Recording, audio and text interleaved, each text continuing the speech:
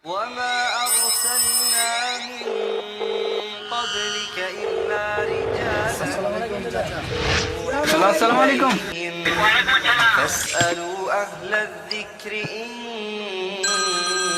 كنتم لا تعلمون. Assalamualaikum warahmatullahi wabarakatuh. Alhamdulillah hamdan katsiran thayyiban mubarakan fihi kama yuhibbu rabbuna wa yarda. Asyhadu an la ilaha illallah wa asyhadu anna muhammadan abduhu wa rasuluh. Pemirsa MPX Channel dan Surau TV malam ini ya. Alhamdulillah kita dapat bersua kembali di program yang kita nantikan dari tadi siang tuh saya nantikan. Saya nunggu di kantor soalnya. Tanyakan pada ahlinya. Sesuai dengan namanya, kita akan bertanya malam ini dengan ahli yang dengan malam ini juga mengusung sebuah tema, yaitu tema yang paling kita butuhkan nih, solusi bisnis dan keluarga bahagia. Ya, seperti itu ya. Siapa yang nggak mau seperti itu? Bisnisnya lancar, keluarganya bahagia. Nah, ini kesempatan untuk bertanya di malam ini. Insya Allah 1 jam ke depannya sampai menjelang jam 9 kurang sedikit deh. Kita temani semua pemirsa ya, Surau TV dan juga channel Ar-Rahmah Kuala Lumpur. Barakallahu fiik. Ahlan wa sahlan. Dan kemudian malam ini juga alhamdulillah juga asatis atau syekh yang membina acara ini sudah tergabung bersama kita, nanti kita sapa. Dan jika pemirsa ingin bertanya di acara ini cukup mudah, telepon WhatsApp di 0856 9378 6050 ada di depan saya. Untuk mereka yang hanya mendengar audio aja udah dengar suara saya. Nah, kemudian untuk yang bertanya jika acara sudah selesai atau berlangsung atau telepon susah masuk lagi ada telepon, bisa di TJ titik, buka dulu ya websitenya Google Chrome-nya, TJ titik Muslim Project titik XYZ garis miring tanya. Nah, nanti masuk di server kami, kemudian insya Allah nanti kami bacakan. Barakallahu fikum. Dan alhamdulillah kami buka 1 tahun ke depan dan tidak berpanjang lebar, saatnya kita menyapa sang pemateri yaitu Syekh Dr. Arifin Badri Hafizullah Ta'ala. Dan sekarang kita mulai. Assalamualaikum warahmatullahi wabarakatuh, Syekh. Waalaikumsalam warahmatullahi wabarakatuh, Pak Pongki. Alhamdulillah. Gimana kabar antum di Jember ya? Barakallahu hayakumullah, Pak Pongki. Alhamdulillah, barakallahu fiik, hayakumullah wa yak. Alhamdulillah kami sini berbahagia dan baik-baik saja, alhamdulillah. Sehat, yang penting itu sehat ya Allah. Dan kemudian tidak mati lampu itu membuat kita cukup bahagia. Soalnya di Bogor, sekitaran Bogor itu udah mulai mati lampu. Ya seperti itulah, maklum ya. Di Jakarta curah hujan lumayan, ini masuk Bogor soalnya kita nih, kantor kita nih, begitu ya kabupaten. Dan alhamdulillah ya Syekh, untuk kami bersyukur kepada Allah, kemudian berterima kasih kepada antum yang sudah meluangkan waktunya di malam hari yang biasanya tentunya di hari-hari biasa sudah bercengkrama dengan keluarga gitu ya, terus kemudian bercerita dengan istri atau dengan anak, sementara malam ini kita ganggu, Afan ya. Semoga waktu kita bermanfaat untuk kita semua, juga pemirsa yang bertanya di malam ini. Ya, kemudian pertanyaan sudah masuk, sudah kami tampung, ada beberapa pertanyaan, dan malam ini insya Allah didominasi pertanyaan tentang keluarga. Insya Allah nggak masalah, tentang keluarga itu bagus, tentang keluarga insya Allah, gampang-gampang susah. Apa yang bilang susah-susah gampang, terbalik-balik. Mau tahu? Tanya deh di sini ya. Nah, ya Syekh, malam ini mau dong kita diberikan faedah dari antum, ilmu antum curahkanlah sedikit Syekh, mengenai bagaimana, apa yang menurut antum urgent. Kalau menurut saya sih, saya ingin ini, kalau dari pribadi ingin bagaimana menjaga hati, menjaga perilaku kita agar tetap jujur dalam bertransaksi. Itu susah. Kalau ada peluang sedikit, boleh diakalin dikit lah. Mungkin barangkali itu tema yang mungkin itu menurut antum gimana? Monggo, tafadhol ya Syekh. Baik. Baik, barakallahu fiik wa jazakumullah. Bismillahirrahmanirrahim. Assalamualaikum warahmatullahi wabarakatuh. Alhamdulillah wassalatu wassalamu ala Rasulillah wa ala alihi wa ashabihi wa man wala ma ba'du. Kaum muslimin dan muslimah, pemirsa Surau TV dan juga Muslim Project dimanapun Anda berada, juga pemirsa channel Rahmah Malaysia. Semoga Allah SWT merahmati antum sekalian. Allah SWT tatkala menciptakan kita semua, bahkan menciptakan semua makhluk hidup, Allah telah menjamin rezeki kita masing-masing. Wa ma min dabbatin fil ardi illa 'ala Allahi rizquha. Tidak ada satu hewan yang melata, hewan yang hidup di muka bumi, kecuali rezekinya itu Allah yang menjaminnya. Rasulullah SAW juga menegaskan, dan ini prinsip yang secara spesifik beliau sampaikan kepada para pengusaha, para pedagang, walaupun ini juga berlaku bagi semua manusia. Rasulullah bersabda,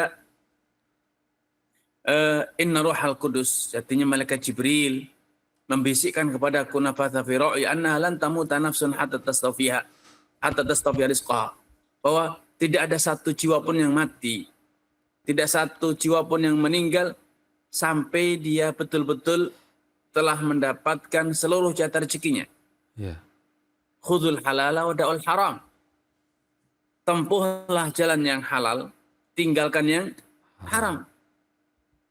Sehingga dapat difahami bahwa menempuh jalan yang halal tidak menjadikan kita terlambat mendapatkan jatah rezeki kita.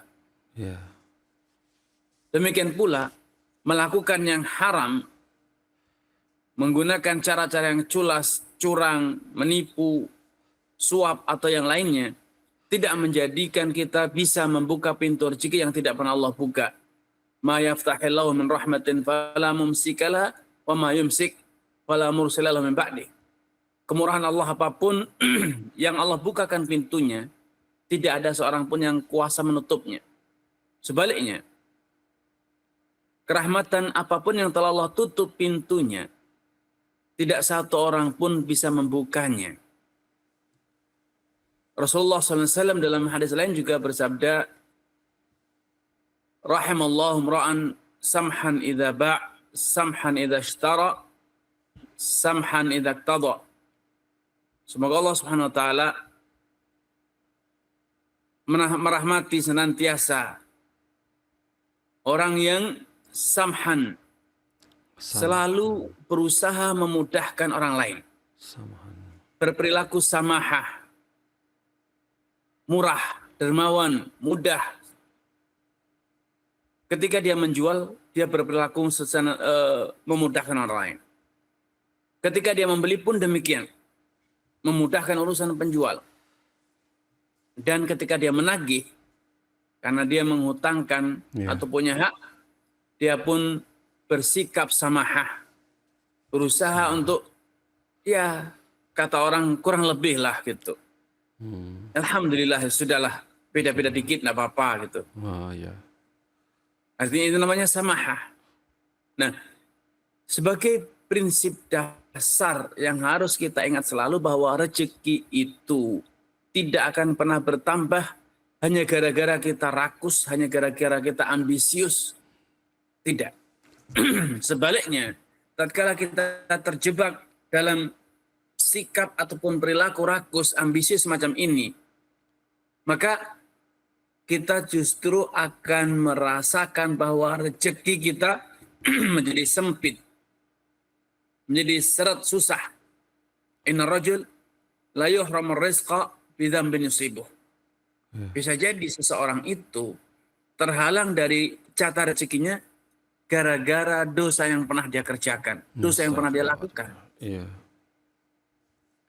Karenanya prinsip pertama yang harus diingat selalu bahwa rezeki itu sudah ditakdirkan.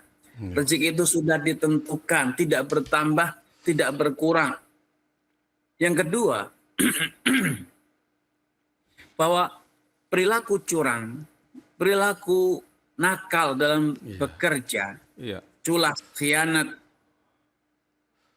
atau yang sejenis, itu justru menjadikan pintu rezeki kita seret sempit. Berbeda dengan orang yang jujur, orang yang amanah, orang yang transparan. Justru jalan rezekinya akan Allah mudahkan. Sebagaimana trust kepercayaan masyarakat juga akan meningkat. Maka ketahuilah bahwa berperilaku baik dalam berniaga, bekerja, itu bukan menjadikan kita terlambat mendapatkan rezeki. Justru sebaliknya, itu akan menyegerakan datangnya rezeki kita. Hanya saja yang perlu kita luruskan. Bisa jadi Anda akan berkata, Saya sudah berperilaku jujur. Saya sudah berusaha bersikap yang baik. Namun tidak kunjung kaya. Tidak kunjung saya menjadi orang kaya, berlimpah hartanya. Ya, Iya, iya. betul, banyak yang seperti itu. Iya. Mungkin kita bagian dari itu. Tetapi ketahuilah bahwa Allah Subhanahu wa taala memberikan rezeki kepada kita itu sesuai dengan kapasitas dan kebutuhan kita. Iya. Mungkin kita punya ambisi bahwa saya pengen punya harta Sekian. miliaran rupiah, triliunan rupiah Iya, misalnya. mau dong. Tetapi apakah kapasitas kita mampu untuk menerima jatah rezeki semacam itu? Nah, iya. Karena kapasitas itu bukan sekedar kantong Anda lebar, rumah Anda luas untuk menyimpan, atau Anda bisa dengan mudah membuka rekening. Ya, tidak. Tetapi kapasitas mental. Mampukah Anda, mental Anda untuk menerima harta yang melimpah? Nah, iya. Karena betapa banyak orang yang tatkala mendapatkan rezeki yang melimpah, kekayaan yang banyak, mereka justru malah celaka. Mereka malah menggunakan kekayaan yang dimiliki untuk mencelakakan dirinya di dunia ataupun di akhirat. Berbuat maksiat, terjebak dalam kesombongan, terjebak dalam kikir. Jangan dikira bahwa kikir itu penyakit orang miskin. Bahkan seringnya orang miskin itu sesama mereka malah Saling berbagi. toleransi, bahu-membahu, tolong-menolong itu sangat kuat. Iya. Kikir itu justru sering menjangkiti orang-orang yang kaya. Sombong itu seringkali menjangkiti orang-orang kaya. Iya. Karenanya itu Qarun tatkala mendapatkan kekayaan, dan mungkin Qarun adalah seorang konglomerat yang fenomenal, paling kaya di dunia hingga akhir masa mungkin. Masya Allah. Walau demikian, apa yang terjadi pada Qarun? Qarun terjebak pada sifat kikir. Tatkala diperintahkan untuk berdonasi atau bersedekah, berinfak, berwakaf, menolong, berempati kepada orang lain yang lemah, Qarun mengatakan innama utitu ala ilmin indi. Kekayaanku ini aku dapat hasil dari jerih payahku sendiri, karyaku sendiri. Untuk apa aku belikan? Untuk apa aku belanjakan? Untuk apa aku bagikan kepada orang lain? Ya. Justru Qarun, orang paling kaya, terjebak pada sifat kikir. Makanya janganlah mengukur kebahagiaan, sukses, kekayaan itu hanya dengan materi. Tetapi ukurlah dari kebutuhan siapapun yang mendapatkan kecukupan pada kebutuhan-kebutuhannya, maka dia itu adalah orang kaya. Rasulullah bersabda, "Man asbaha minkum aminan fi sirbihi mu'afan fi badanih, indahu qutu yaumi ka'anna mahizalahu dunya."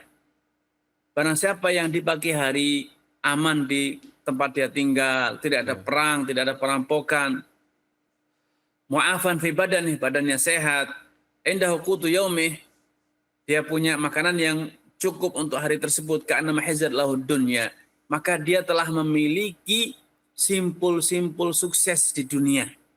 Karena bila satu dari tiga hal ini, keamanan, kesehatan, dan makanan itu tidak bisa kita penuhi, misalnya apapun yang kita punya tidak terasa. Iya. Anda boleh saja memiliki miliaran, ratusan triliun bahkan.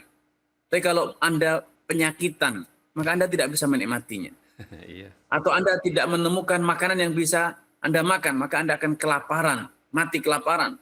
Atau kalau Anda pun memiliki kekayaan yang melimpah, namun kenyataan kampung halaman Anda tidak aman, maka Anda akan menjadi orang yang paling takut di kampung tersebut. Iya. Jadi orang yang paling menderita.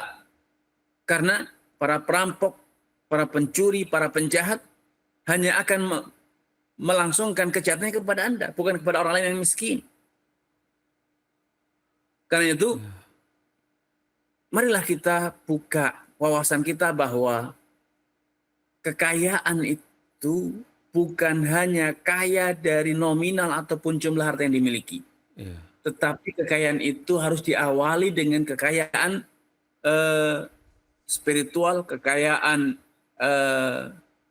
emosional atau psikologi, atau yang digambarkan oleh Nabi SAW, laisal ghina an kathratil aradi walakinnal ghina ghinal qalb. Iya. Kaya itu tidak diukur dengan berapa banyak harta yang Anda miliki.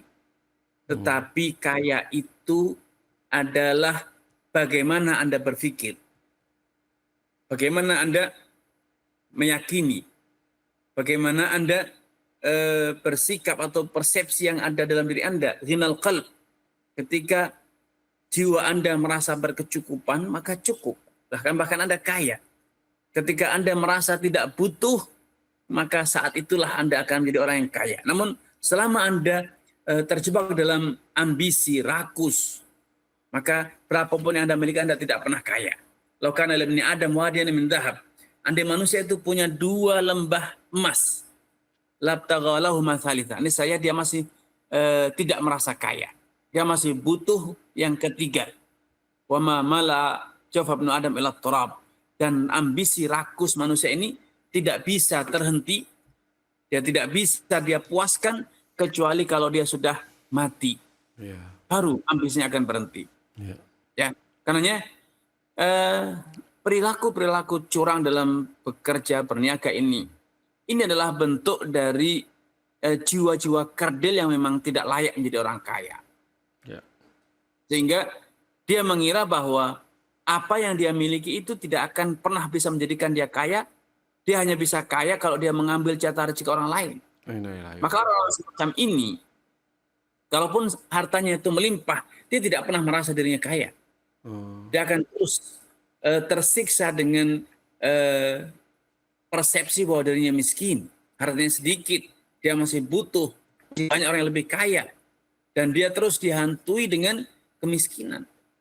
Sedangkan orang yang berhasil menata hatinya, walaupun hartanya sedikit, tetapi dia akan senantiasa bisa bersyukur, bisa bahagia, bisa tenang, tanpa ada hal-hal yang menjadikan dia terhantui atau takut, was-was ya, sehingga dia senantiasa bisa tidur nyenyak, tidak dijangkiti penyakit galau, gundah kelana, atau stres, depresi, memikirkan urusan materi atau dunia. Allah Ta'ala. Masya Allah, seperti itu ya Ustaz ya. Barakallahu fiik ya Ustaz, jadi semakin sadar ya Ustaz. Tapi segini, ada beberapa yang sedikit mengganjal ya. Rezeki kita terhalang boleh jadi dari maksiat yang kita perbuat. Begitu ya Syekh? Ya, betul. Nah, waktu kita melakukan maksiat itu kan dosa, apakah itu rezeki sudah dicatat? Apakah dosa waktu kita perbuat maksiat itu sudah dicatat juga, Syekh? Ya, rezeki itu sebetulnya sudah dituliskan sebelum kita diciptakan di dunia ini. Namun sebagian pintu rezeki akhirnya terganjal ya, tidak terbuka, tidak bisa sampai kepada kita gara-gara dosa yang kita lakukan. Seperti halnya pintu sudah ada, kunci sudah dibuka, tetapi kadang ada batu yang mengganjal pintu sehingga tidak bisa terbuka, seperti itu, Pak Pongki. Ya, begitu ya. Barakallahu fiik. Seperti itu jawabannya, pemirsa. Seperti itu ya nasihat dari Syekh Arifin Badri, bahwa seperti itu rezeki terhalang dengan karena mungkin bisa jadi dari dosa yang kita perbuat. Dan kemudian yang tadi saya tangkap bahwa seseorang bisa belum merasa kaya kalau belum ngambil dari harta orang lain. Nauzubillah min dzalik. Cukupkan saja kita. Coba ini ada pertanyaan ya, saya masih anget ini, Friends from Oven ini dari Rahmi di Padang. Mungkin terkendala sinyal sehingga dengan teks. Begini, Assalamualaikum warahmatullahi wabarakatuh. Ya Syekh, semoga Ustaz dan keluarga diberikan selalu hal-hal baik oleh Allah. Amin. Ana izin bertanya, saat ini Ana sedang ta'aruf dengan seorang ikhwan. Dan kami akan nazar secara langsung. Sebelum ini kami bertukar foto, alhamdulillah lewat perantara yang kami percaya. Dan saat ini kami sepakat akan nazar langsung. Pertanyaannya, apakah boleh Ustaz setelah tukar CV dan tanya jawab yang diperantari lewat WhatsApp langsung nazar, tetapi Ana ditemani oleh abang Ana dan pihak ikhwannya sendiri dan Dan pihak Iwannya sendiri dan nazornya bertempat di rumah perantara kami. Karena ada juga mendengar dari ceramah kalau nazor ini dilakukan saat ada keyakinan diterimanya lamaran ikhwan, bukan coba-coba. Titik.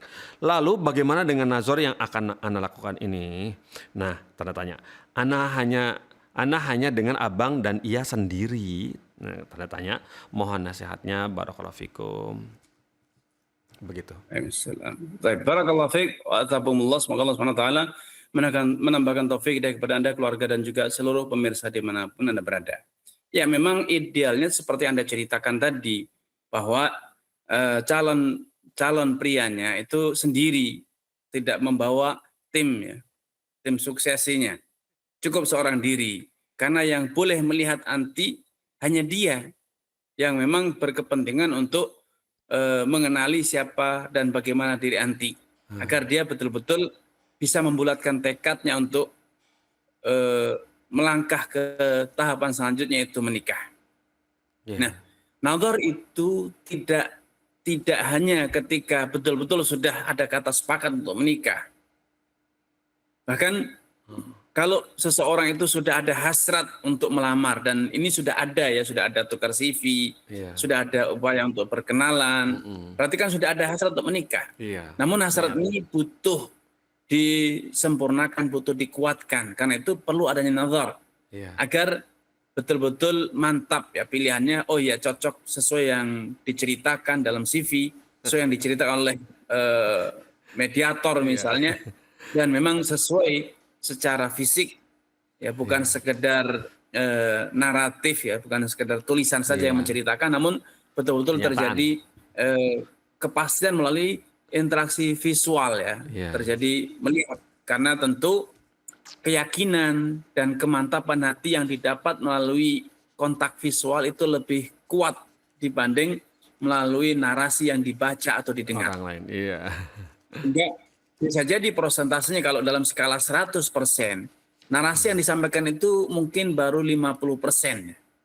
Kayaknya cocok, kayaknya itu. Namun belum bisa menjadi media untuk mengambil keputusan. Nah, disinilah peran dari nazar, sehingga nanti akhirnya skalanya itu menjadi 70, menjadi 80, menjadi 100%. Akhirnya betul-betul bulat tekad untuk menikah ya, karena memang pernikahan itu bukan hanya melibatkan telinga kita mendengar ucapan, pembicaraan pasangan kita, tapi juga melibatkan mata kita. Setiap hari kita akan melihat, setiap hari kita akan memandang ya. Kalau ternyata mungkin secara pendengar suaranya merdu, ceritanya bagus gitu kan. Ternyata secara fisik tidak sesuai dengan kriteria yang diharapkan. Maka ya ini akan menimbulkan kondisi yang kontradiktif nanti. Suaranya merdu namun secara pandangannya kurang menarik ya. Maka bisa jadi ada kekecewaan. Ya. Dan ini berlaku pada dua belah pihak. Bisa suami yang kecewa, bisa istri yang kecewa. Ya. Maka nazar ini tidak hanya dilakukan ketika sudah bulat tekadnya, namun justru selama sudah ada hasrat untuk menikah, walaupun itu bulat, walaupun itu masih ragu, masih belum jelas jadi atau tidak, maka secara prinsip untuk boleh, ya, secara prinsip itu boleh. Nah, adapun teknis di mana tempatnya tidak ada ketentuan ya, bisa di bawah pohon, bisa di mall, bisa di rumah makan, bisa di masjid, yang penting tidak berduaan. Apalagi kalau tadi tidak disampaikan sudah ada mahramnya, kakaknya, ya itu sudah sangat cukup. Aman, ya, melebihi dari Allah Ta'ala alam. Masya Allah, taib. Ya, jadi ya, di bawah pohon kalau hujan repot. Dan ini ada telepon masuk ya teman ya. Coba kita sapa ya. Dari Ummu Yodi, taib. Assalamualaikum Ummu Yodi. Waalaikumsalam warahmatullahi wabarakatuh. Silakan disampaikan pertanyaannya. Iya. Assalamualaikum Ustadz.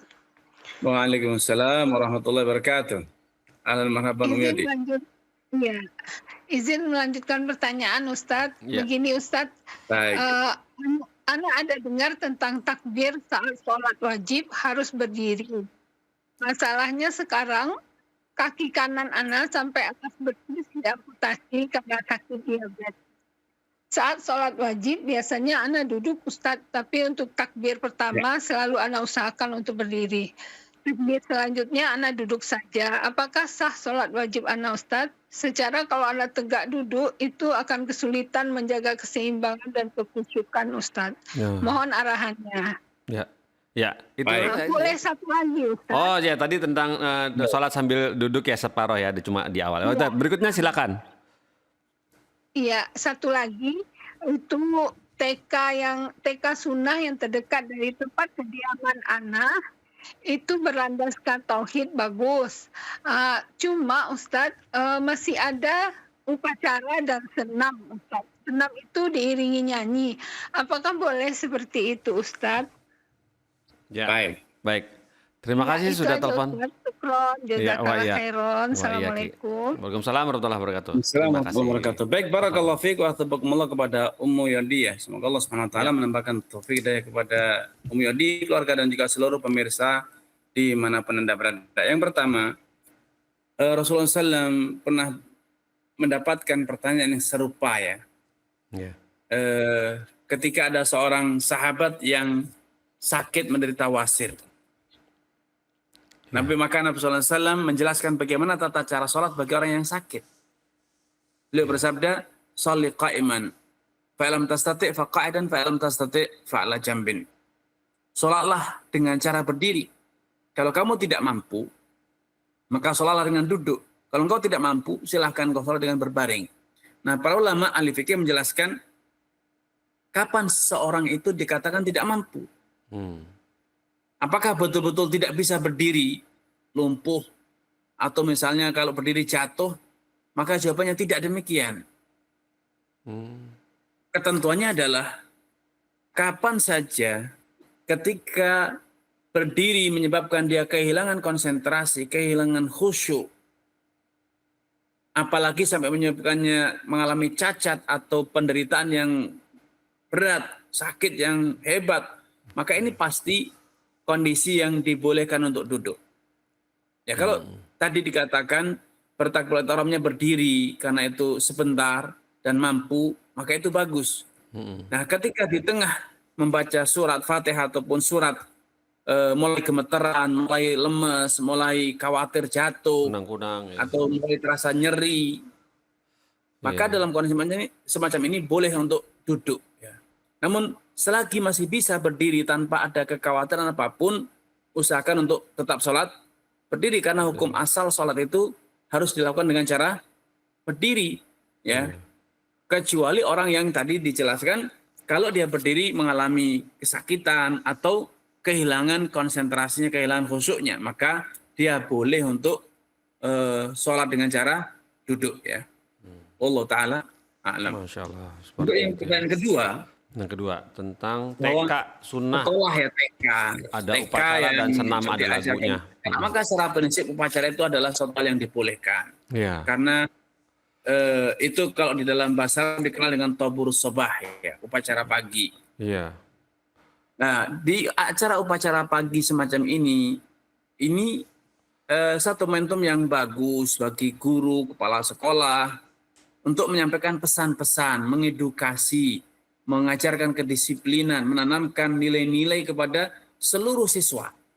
Karena siswa itu ada yang TK kecil, ada TK besar, ada yang sudah SD.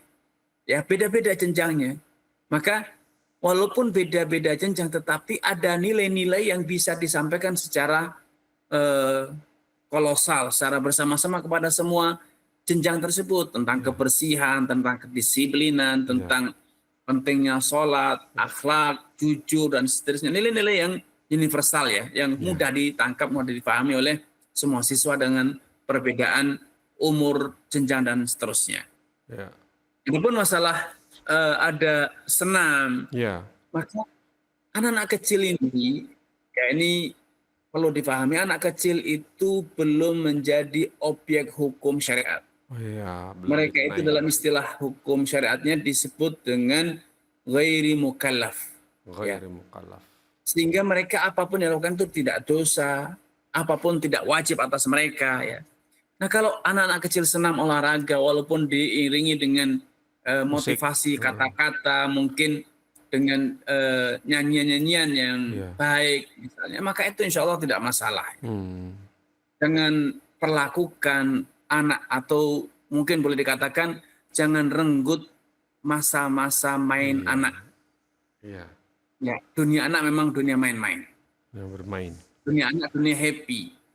Ya, mereka harus tumbuh dengan happy, mereka harus tumbuh dengan riang, mereka harus tumbuh dengan main. Cucu Nabi saja Shallallahu Alaihi Wasallam itu main-main. Ketika Nabi SAW sedang berkhutbah, Al Hasan atau Husain itu datang ke masjid, dan oleh Nabi SAW mereka diangkat, didudukkan di atas mimbar. Bahkan suatu hari ketika Nabi SAW sedang sholat, Al Hasan itu nunggangi punggung Nabi SAW, dan Nabi membiarkan cucunya ini berada di punggungnya sampai dia sendiri yang turun, tidak diturunkan sampai cucunya sendiri yang turun. Ini adalah memang dunia anak. Dunia anak butuh bukan hanya sekedar makan, sandang, pangan, papan, tetapi mereka juga butuh asupan psikologi, asupan diberikan ruang untuk mengeksplorasi rasa ingin tahu. Mereka belajar dengan indera pengecapnya, dengan indera penglihatannya, dengan indera tangannya dan seterusnya, peraba ya. Dan juga mereka punya rasa ingin tahu yang harus mereka temukan sendiri jawabannya. Tidak cukup disampaikan, tidak cukup dijelaskan. Ya, maka disinilah kita dituntut untuk mendidik anak-anak kita sesuai dengan umurnya, sesuai dengan pertumbuhan psikologinya. Jangan melakukan anak seperti orang dewasa. Sebagian orang tua masih kecil saja sudah dikenakan misalnya cadar, dikenakan jilbab yang panjang. Nah, itu gimana tuh? Tentu sangat berat bagi anak-anak ya. Walaupun sebagian anak nurut, tetapi nurutnya itu bisa jadi bukan karena qanaah, bukan karena dia sadar, tetapi karena apa? Takut oleh orang tua, karena sekedar ikut-ikutan. Nah, kalau sekedar ikut-ikutan ini sangat berisiko ya. Ketika suatu saat rasa ingin tahunya itu tidak pernah terjawab, tidak pernah mendapatkan jawaban, maka bisa jadi ada kejenuhan atau ada titik tertentu nanti mereka justru berbalik ya, mengulang. Mereka mengeksplor rasa ingin tahu yang seharusnya itu sudah terjawab di masa muda, di masa anak-anak, justru itu dilakukan setelah mereka dewasa. Dilakukan setelah mereka dewasa, dan tentu sangat berisiko besar ya ketika anak-anak kita telat dewasanya. Ada kedewasannya itu terjadi pending ya, keterlambatan dalam dewasanya. Karena apa? Karena justru di masa yang seharusnya mereka dewasa, justru malah mereka kembali ke belakang. Sehingga berperilaku seperti kanak-kanak ya, Allah Ta'ala. Iya, itu istilah MKB ya, masa kecil kurang bahagia. Gitu ya. Saya banget. Barakallahu fiik ya Syekh. Kemudian ini pertanyaan datang dari Malaysia nih, dari teman kita di Malaysia, dari Abdullah. Begini bunyi pertanyaannya. Assalamualaikum, izin bertanya, bolehkah sisa uang dari pendapatan kurban dimasukkan ke dalam yayasan, ke kas yayasan atau masjid? Tanda tanya, jazakallah khairan gitu. Baik, barakallahu fiik wa atakumullah. Semoga Allah SWT menambahkan taufik kepada Anda, keluarga, dan juga seluruh pemirsa dimanapun Anda berada.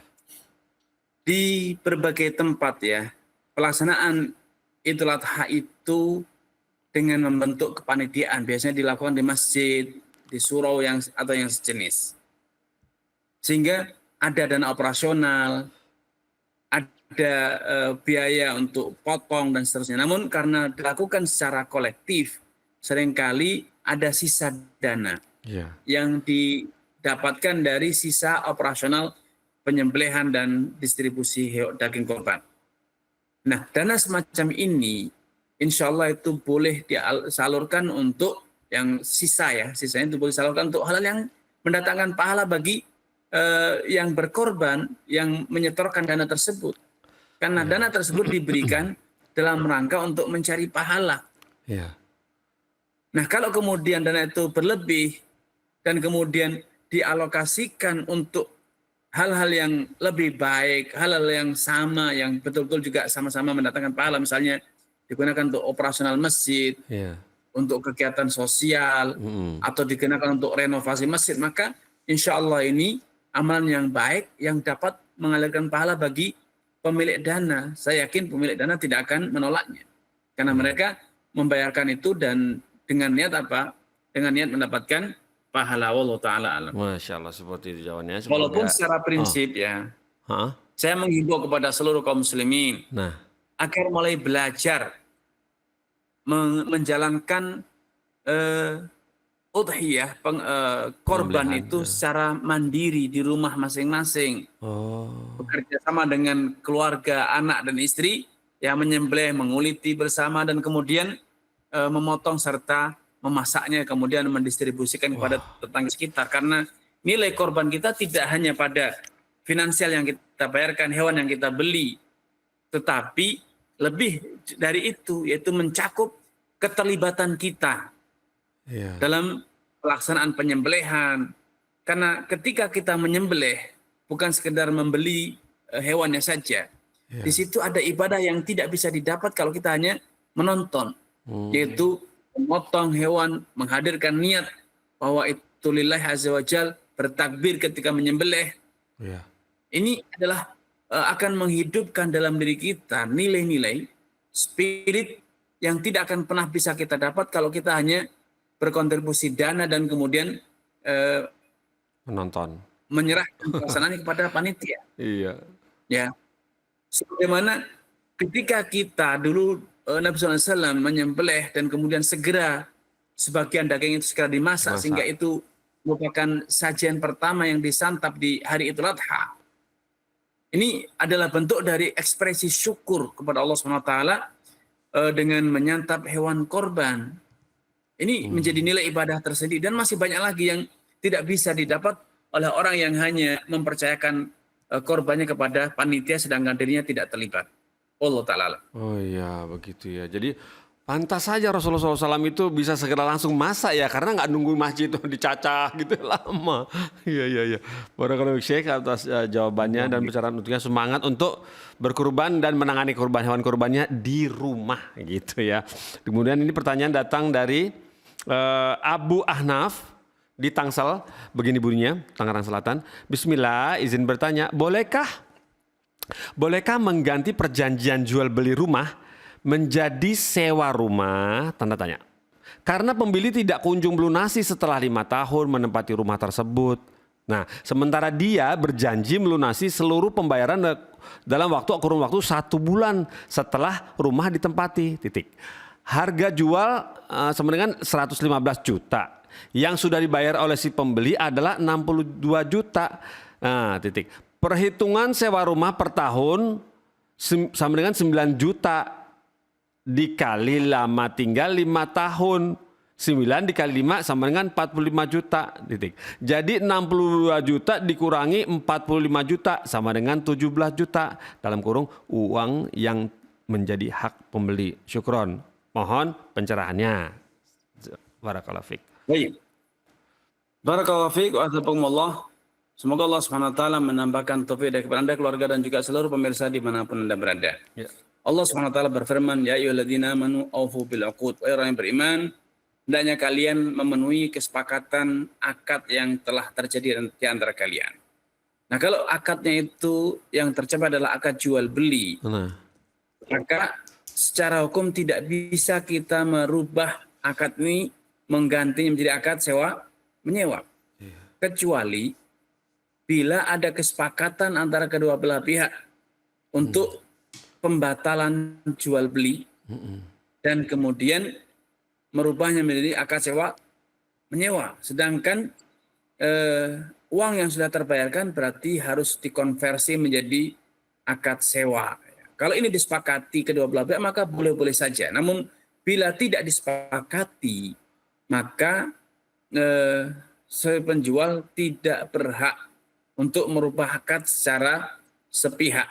Nah, bagaimana dengan pembayaran yang tidak kunjung lunas, pembeli yang tidak kooperatif? Maka seharusnya dalam akad itu ada klausul. Bagaimana tindakan yang harus dilakukan bila ternyata pembeli tidak kooperatif, tidak melunasi, tidak sesuai dengan perjanjiannya. Namun kalau tidak ada kesepakatan, maka disinilah pentingnya ranah hukum. Ya, perjanjian jual beli itu seharusnya dilegalkan sehingga ketika salah satu pihak tidak kooperatif, maka kita bisa mengajukan gugatan ke pengadilan atau lapor kepada pihak yang berwajib untuk mendapatkan dukungan hukum sehingga kewajiban pembeli bisa segera dilakukan, ya, baik dengan cara mencairkan agunan, melelangnya, atau dengan memaksa si pembeli agar kooperatif memenuhi perjanjian komitmennya. Karena bisa jadi, dan ini banyak terjadi di masyarakat, bahwa pembeli itu tidak kooperatif dengan alasan apa? Penjual belum butuh duitnya, dia masih punya banyak uang, sedangkan saya masih butuh uang untuk berbagai macam kebutuhan, akhirnya dengan sengaja menunda-nunda. Nah, semacam ini tentu tindakan yang salah. Karena itu adanya perjanjian akad yang terperinci dan kemudian adanya agunan, kemudian perjanjian jual belinya juga dilakukan secara legal, bermaterai minimal, ada tanda tangan, ada saksi, dan kalau perlu itu idealnya adalah dilakukan di notaris. Maka dengan adanya berbagai hal di atas, maka kita punya akses untuk memaksa pembeli segera melakukan. Dan kalau ternyata pembeli tidak kooperatif, kita punya opsi untuk bisa menyelesaikan sisa pembayaran. Allah Ta'ala a'lam. Seperti jadi harus atas keriduan dua-dua belah pihak ya, Syekh, gitu ya. Baiklah. Kemudian pertanyaan berikut ini datang dari Rahma Pusvita Lubis di Medan. Begini bunyinya. Assalamualaikum, izin bertanya, apakah Ana salah jika tidak mau tinggal di rumah mertua? Karena di rumah mertua tidak ada kamar lagi untuk kami. 3 kamar sudah terisi semua dengan kakak ipar plus suami plus anak. Kemudian suami plus anak dari kakak ipar pertama dan adik ipar laki-laki. Jika kami menginap di rumah mertua, kami tidur bareng dengan ibu mertua.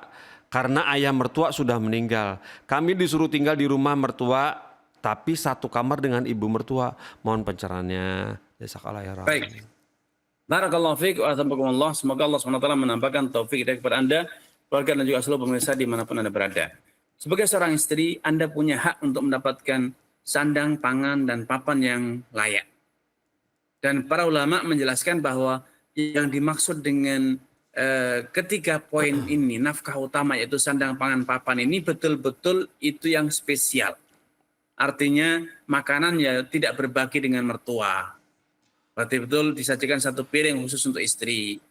Pakaian pun juga gitu, tidak sharing dengan mertua. Ya berarti istri punya dibelikan pakaian sendiri. Dengan demikian pula dengan papan tempat tinggal, maka Anda punya hak untuk menolak.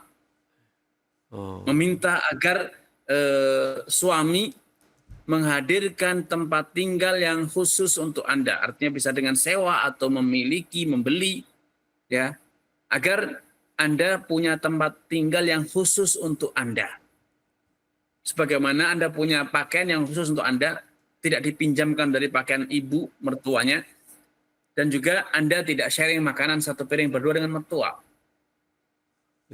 Maka ketika suami tidak memenuhi ini, karena memilih untuk sharing tinggal di rumah mertua, dan istri tidak rela dengan itu, maka istri berhak menuntut.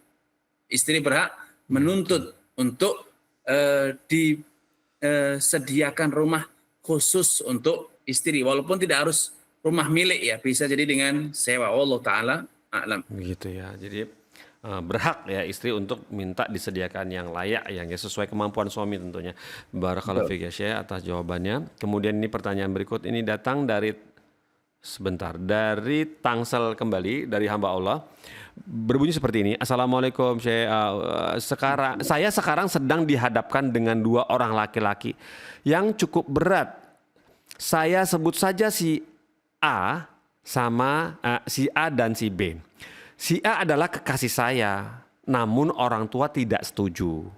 Si B pun sudah punya kekasih, tapi orang tuanya juga tidak setuju. orang tua kami ingin saya dengan si B bersama-sama menikah. Akhir-akhir ini saya pun mulai ada rasa sama si B. Karena dengan si A sudah 3 tahun tidak ada kepastian. Namun jika dengan si B orang tuanya akan melancarkan atau menyetujui saya jika si B sudah tidak lagi dengan kekasihnya. Mohon pencerahannya, saya harus bagaimana ya Syekh? Ya.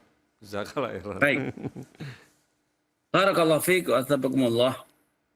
Rasulullah sallallahu alaihi wasallam bersabda, la tunkahu al-bikru hatta tusta'dan wa la thaybu hatta tusta'mar. Seorang gadis tidak boleh dinikahkan kecuali atas restu dari gadis tersebut, alias si gadis tersebut menyetujui. Demikian pula janda, seorang yang sudah pernah menikah namun ditinggal mati atau bercerai berpisah, tidak boleh dikawinkan kecuali atas perintah. Jadi betul-betul si wanita tersebut harus dengan lugas, tegas, nyatakan boleh nikahkan saya dengan dia. Ya. Atau nikahkanlah saya dengan dia. Adapun kalau gadis, maka bukan diminta perintahnya atau keputusannya, tapi cukup merestui, menyetujui. Dengan mengatakan saya akan nikahkan kamu dengan si fulan, atau si fulan datang melamarmu, apakah kamu mau? Maka ketika si gadis menyetujui dengan cara diam, mengangguk atau sejenis, maka itu boleh. Namun dipaksa menikah, maka ini tidak dibenarkan. Ya. Dan alhamdulillah ini belum sampai pada level paksaan. Hanya sekedar anjuran dan pihak orang tua tidak menyetujui calon yang si A tadi yang mungkin tidak sesuai estimasi ataupun harapan dari keluarga.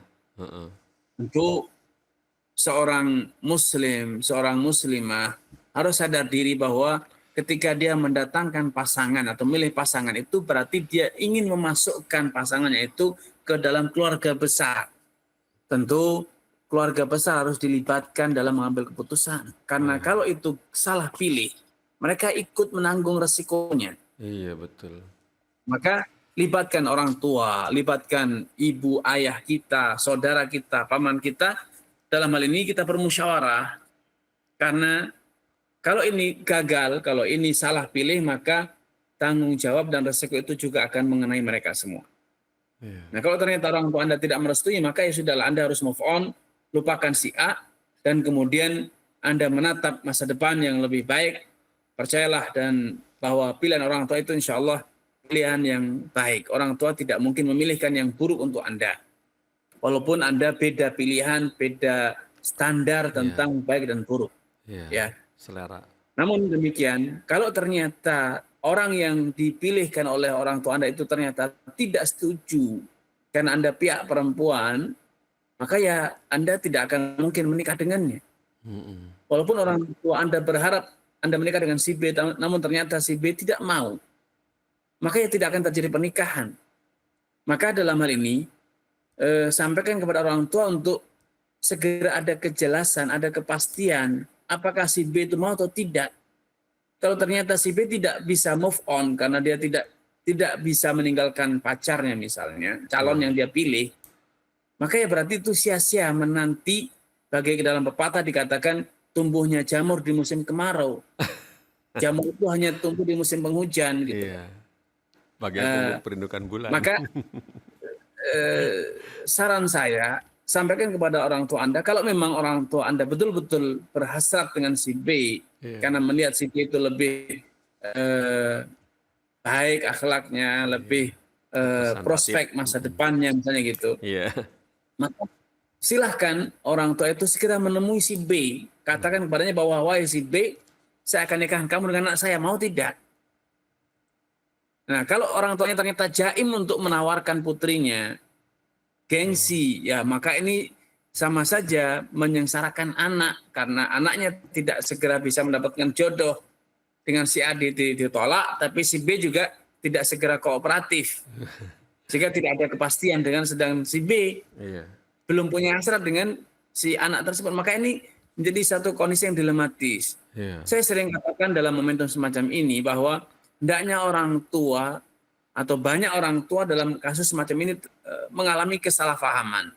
Mengira bahwa kalau menawarkan anak itu merupakan bentuk meremehkan, menjatuhkan martabat. Ya, kenapa? Karena anak kok ditawar-tawarkan. Padahal dahulu Nabi SAW menawarkan putrinya. Umar bin Khattab menawarkan putrinya. Ya, tidak menunggu.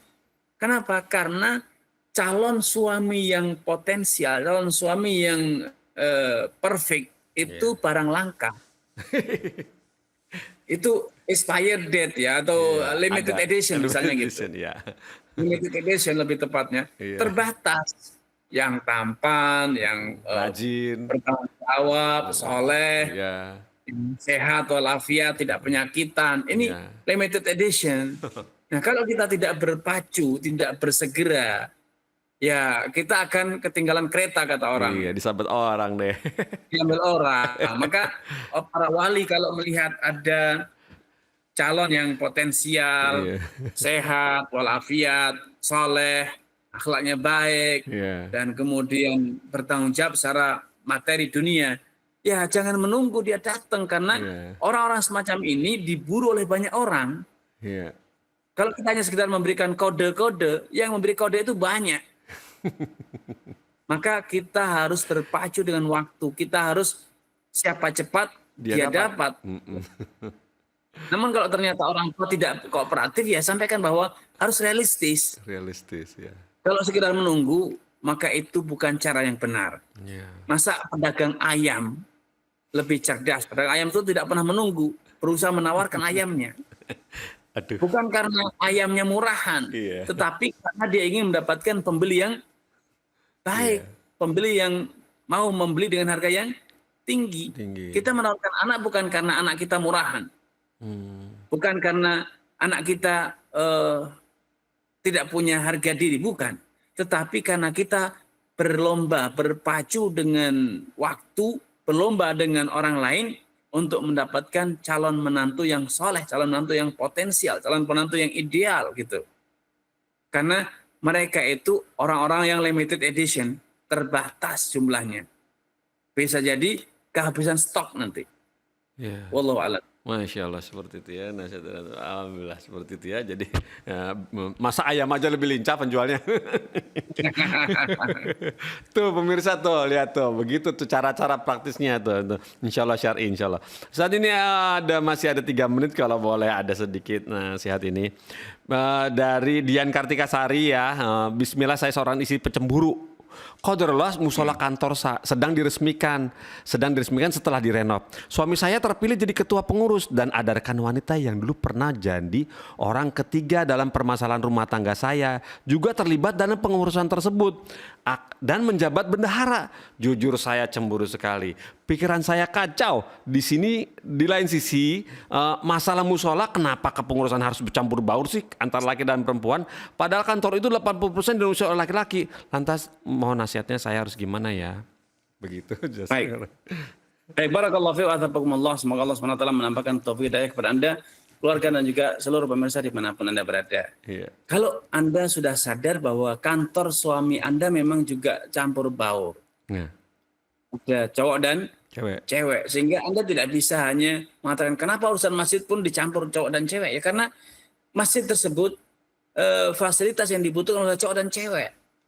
Itu cara pandang masyarakat, cara pandang kantor suami Anda. Maka Anda harus open-minded, terbuka. Itu memang fakta tempat kerja suami Anda.